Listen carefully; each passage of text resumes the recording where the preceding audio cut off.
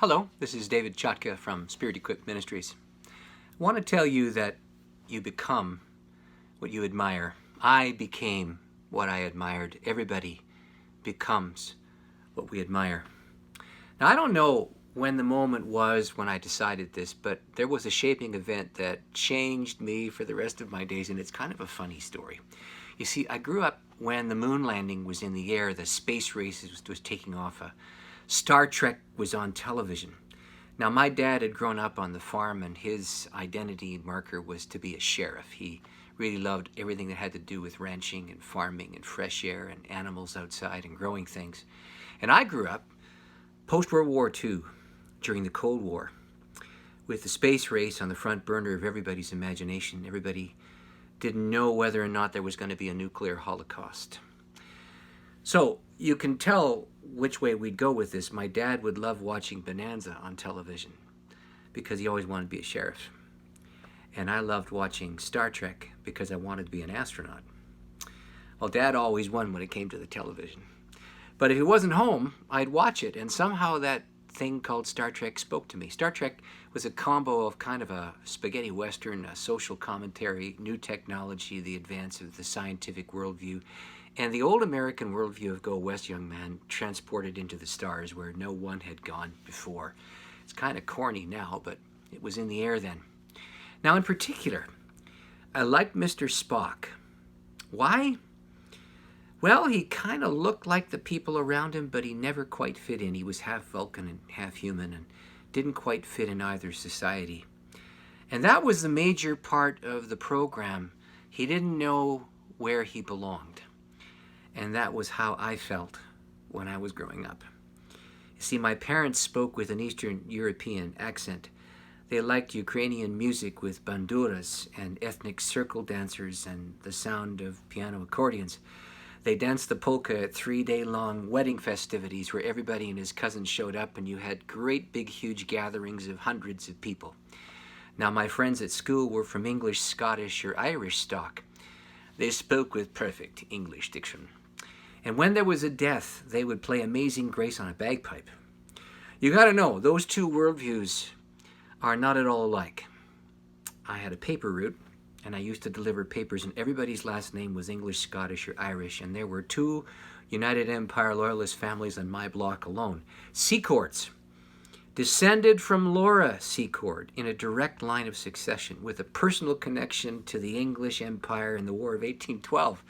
The closest subdivision to my house was Secord Woods, based on Laura Secord and that whole worldview of all things English, white, Anglo-Saxon, Protestant to the core.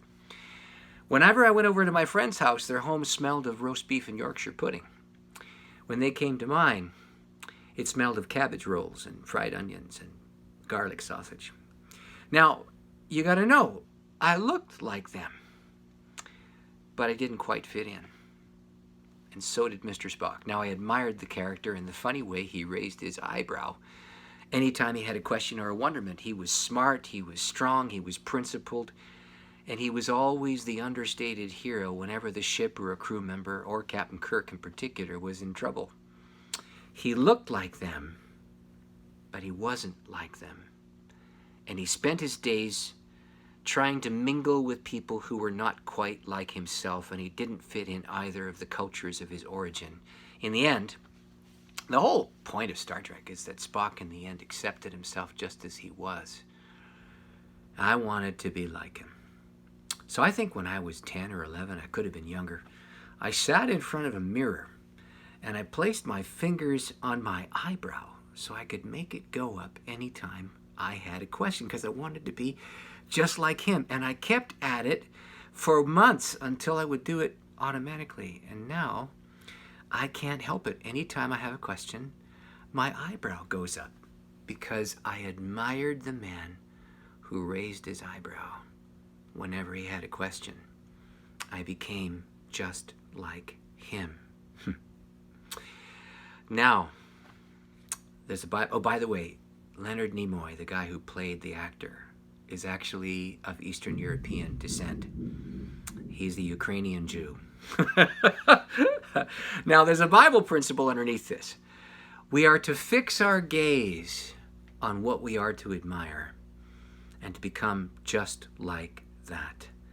We're to fix our gaze on the person of Jesus. We're to fix our gaze on the nature of the God we love. And as we do, we become what we admire. You become very much like the object of your adulation, very much like your worship. In fact, the book called 1 John says this bluntly. Beloved, now we are children of God, and it's not yet appeared what we shall be.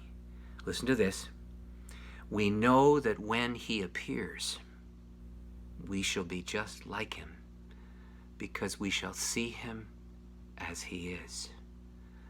Anyone who has this hope purifies himself just as he is pure. Principle behind that's very simple. Fix your eye on what you admire, and as you admire what you admire, you become what you admire. And so the Bible tells us to fix the eyes of our faith on Jesus of Nazareth and discover in time that our behaviors shift and change until they become just like his. And just like my eyebrow goes up whenever I have a question, it becomes second nature. Our behaviors become like his behaviors. Our walk becomes like his. Spend some time admiring who he is. Gaze on his salvation. Reflect on his purposes. Fill your mind with his gospel. Fill your heart with a yearning to know him. And as you do, your life will shift toward becoming just like his.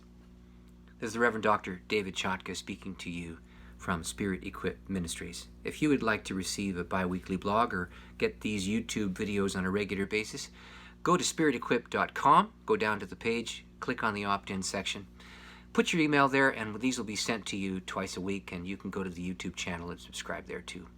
May the Lord bless you.